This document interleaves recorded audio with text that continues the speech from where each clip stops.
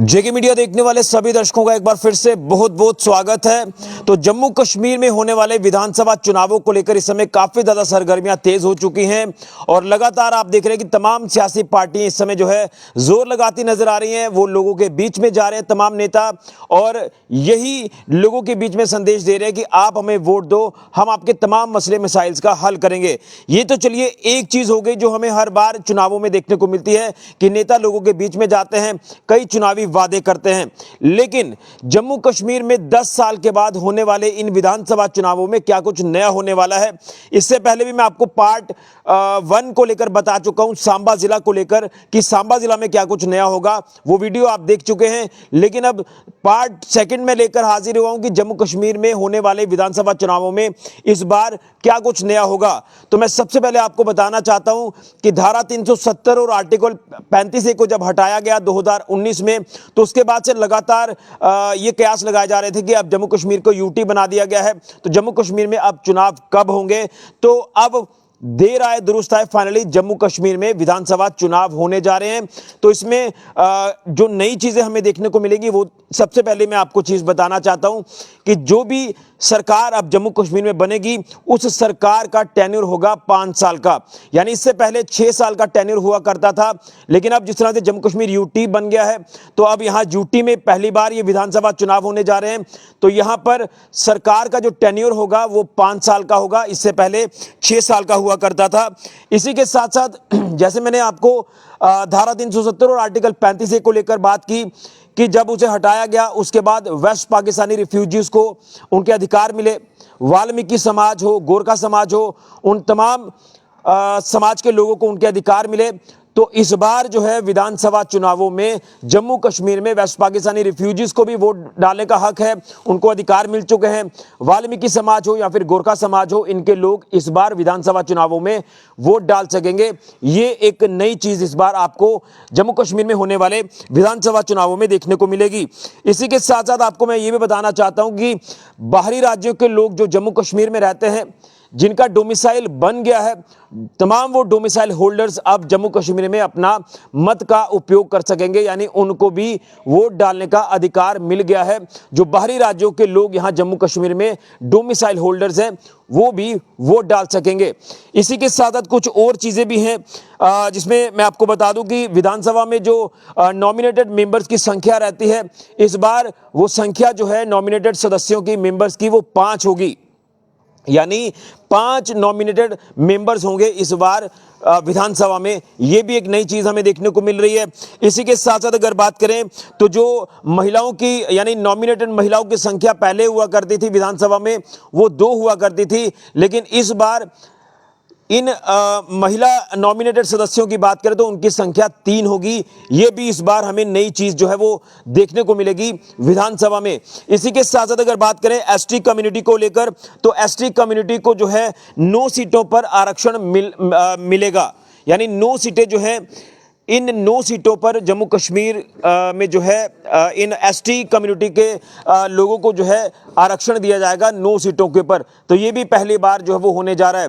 तो ये कुछ ऐसी चीजें हैं जो हमें पहली बार जम्मू कश्मीर में होने वाले विधानसभा चुनावों में देखने को मिलेगी। लेकिन सबसे अहम जो मैंने आपको बताया कि इस बार जो जम्मू कश्मीर में सरकार बनेगी, उस सरकार का टेन्योर होगा 5 साल का। वेस्ट पाकिस्तानी रिफ्यूजीज वोट डाल सकेंगे, गोरखा समाज, वाल्मीकि समाज के लोग वोट डाल सकेंगे।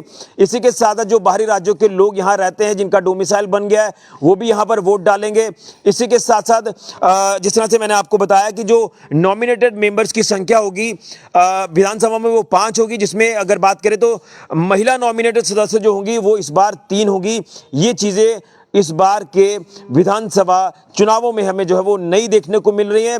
तो कहीं ना कहीं काफी कम लोगों को पता होगा कि जिस तरह से जम्मू कश्मीर अब यूटी बन गया है, तो अब स्टेटहुड का जो दर्जा है वो तो चलिए बाद की बात है। जैसे कि केंद्र सरकार ने कहा है कि पहले परिसीमन के बाद चुनाव और चुनाव के बाद स्टेटहुड, ये 3 चीजें हैं जो केंद्र सरकार ने एक बड़ा ऐलान इसको लेकर किया था।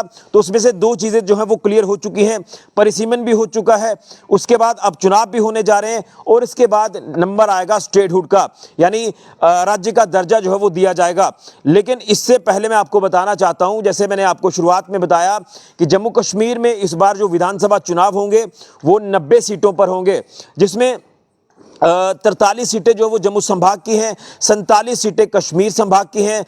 परिसीमन जब हुआ तो जम्मू संभाग में 6 सीटें बढ़ाई गई, उसके बाद ये नंबर 43 का हुआ, और कश्मीर में पहले 46 थी, उसके बाद 1 सीट जो परिसीमन के बाद बढ़ी तो नंबर 47 हो गया। और जम्मू संभाग में जिस तरह से 6 सीटें बढ़ाई गई हैं और कश्मीर में 1 सीट बढ़ाई गई है, तो ये टोटल आंकड़ा विधानसभा सीटों का हो जाता है 90 का। तो 90 सीटों पर जो है ये विधानसभा चुनाव इस बार जम्मू कश्मीर में होने जा रहे हैं। 10 साल के बाद, एक लंबे अंतराल के बाद जम्मू कश्मीर में लोकतंत्र की बहाली होगी, यानी ये लोकतंत्र का महापर्व जो है वो इस बार जो है वो हमें देखने को मिलेगा। और कहीं ना कहीं इसमें नए यंग वोटर्स की अगर बात करें, वो होंगे जो फर्स्ट टाइम वोटर्स हैं, वो भी इसमें अपना वोट डालेंगे। और कहीं ना कहीं इस बार एक एक्साइटमेंट जो वो अलग से देखने को मिलेगी जम्मू कश्मीर के चुनावों में, क्योंकि जिस तरह से अब जम्मू कश्मीर यूटी है, तो यूटी में जो चीज़ें केंद्र सरकार की तरफ से जो है वो इसमें रखी जाती हैं, उन्हीं तमाम प्रोविजंस के आधार पर जो है ये अब चुनाव हो रहा है। तो ये नई चीज़ें होने वाली हैं जम्मू कश्मीर के असेंबली चुनावों में। एक बार फिर से आपको बता दें कि 5 साल जो है ये सरकार का टेन्योर होगा। वेस्ट पाकिस्तानी रिफ्यूजी, वाल्मीकि समाज, गोरखा समाज के लोग वोट डाल सकेंगे। इसी के साथ साथ जो बाहरी राज्यों के लोग जम्मू कश्मीर में रहते हैं, जो डोमिसाइल होल्डर्स हैं, वो वोट डाल सकेंगे। इसी के साथ साथ एसटी कम्युनिटी को 9 सीटों पर आरक्षण मिलेगा। नॉमिनेटेड जो फीमेल मेंबर्स की संख्या है वो 2 पहले हुआ करती थी, अब 3 होगी। इसी के साथ साथ जो नॉमिनेटेड मेंबर्स की संख्या है विधानसभा में, अब ये 5 होगी। तो ये नई चीज़ें जो है हमें देखने को मिलेगी। इससे पहले मैंने आपको सांबा जिला को लेकर बताया था कि सांबा जिला की 3 विधानसभा सीटें हैं, रामगढ़, विजयपुर और सांबा। रामगढ़ नई सीट है, वो रिजर्व है, सांबा ओपन है। एक लंबे दशकों के बाद जो है वो सीट सांबा की ओपन हुई है और विजयपुर ऑलरेडी ओपन है। तो इसको लेकर मैंने आपको पहले ही बताया, वो वीडियो आपने देख लिया होगा। तो ये कुछ नई चीज़ें जो है वो होने वाली हैं जम्मू कश्मीर में होने वाले विधानसभा चुनावों को लेकर। 3 चरणों में ये मतदान होगा, आप सब लोग जानते हैं। इलेक्शन कमीशन ऑफ इंडिया ने ये अनाउंसमेंट कर दी है और उसके बाद से लगातार सियासी पार्टियां अब चुनावी दंगल में, चुनावी मैदान में उतरने के लिए पूरी तरह से अपने आप को तैयार कर रही हैं, कमर कस रही हैं। देखना यह है कि किसकी सरकार यहाँ पर बनती है, बीजेपी की, कांग्रेस की, नेशनल कॉन्फ्रेंस की, या अन्य पार्टियों का जो समर्थन है किस किस को मिलता है और किसकी सरकार बनती है, जो सरकार का टेन्योर होगा 5 साल का। ये है कुछ खास नई चीजें इस बार के विधानसभा चुनावों में, और विधानसभा में क्या कुछ नया होगा ये भी हमने आपको बताया। इस वीडियो को ज्यादा से ज्यादा शेयर करें। अब देखना यह है कि सरकार किसकी जम्मू कश्मीर में बनती है। फिलहाल के ऋषि खजूरिया, जेके मीडिया के लिए।